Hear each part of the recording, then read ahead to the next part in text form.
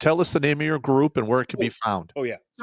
So again, there's no formal name. Like I said, there's a group that we affiliate with called Save Our Heroes. But again, it's just me and a bunch of guys, right? So literally what we tell people is if you go to our change.org, it's www.change.org/unjust UCMJ, UNJUST UCMJ. You'll see our stories, some of them, and you get to us. We go and we put out, we do interviews, we do hearings in front of members of the press when we can.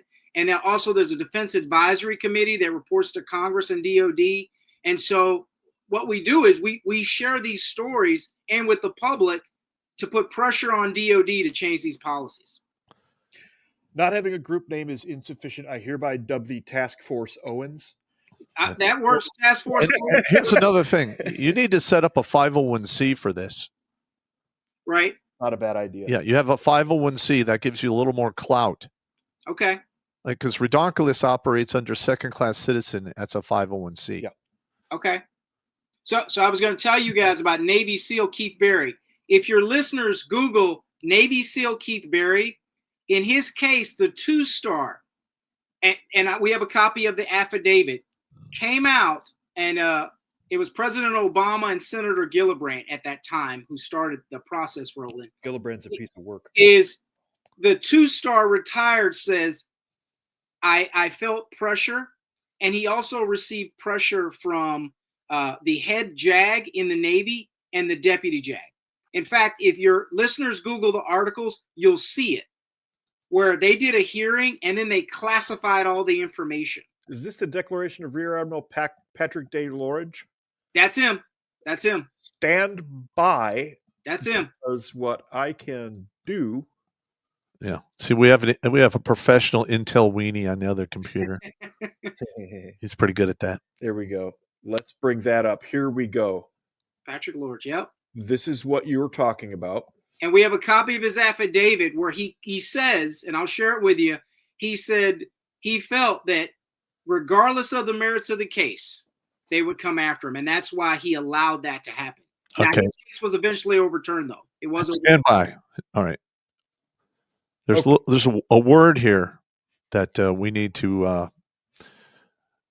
This is a one word that will actually makes the difference between a toxic and competent leader and one that is actually fit to lead. It's called fucking integrity. Plain and simple. That's 2 words, but yeah, I take your point. Integrity. It's one word.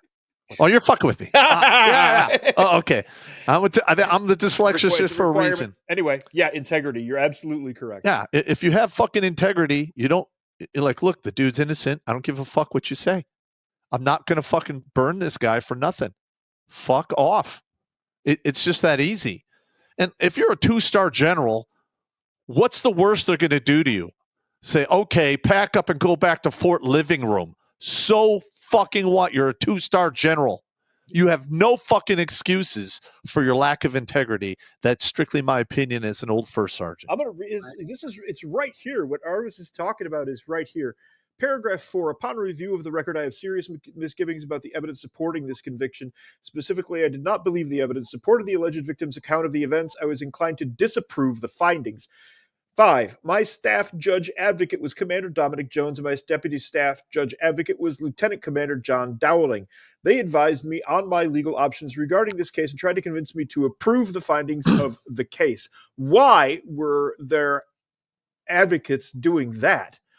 As I considered whether to disapprove the findings, I was also concerned about the impact of the Navy if I were to disapprove the findings. At the time, the political climate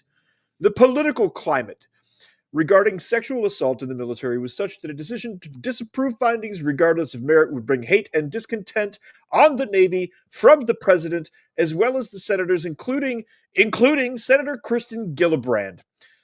To bring hate and discontent upon the Navy from the President as well as the senators.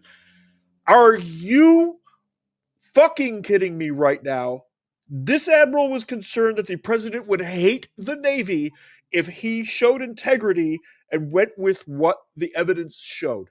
That's right. And let me tell you why. Because There were commanding officers getting fired that the Senate Armed Services Committee was looking at their record in sexual assaults, but only the cases that got found not guilty.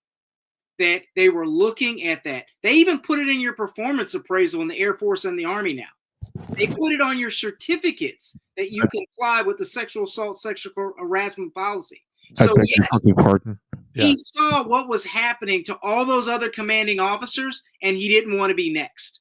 And that's the type of pressure we're telling the American people is going on in the military. So again, it's so hard to get people to understand. You guys have served, so you know what can happen. But most Americans can't spell military. Let me be kind. That's true. Let me be kind. You know what? I call them their Memorial Day. They're Memorial Day people, right? They care about us on Memorial Day and Veterans Day, and that's it. They wear a flag on their lapel, and that's it, right? Yeah, exactly. They don't give two shits about us, right? Yeah. And so telling them it's hard to get them to understand, to believe, and to act.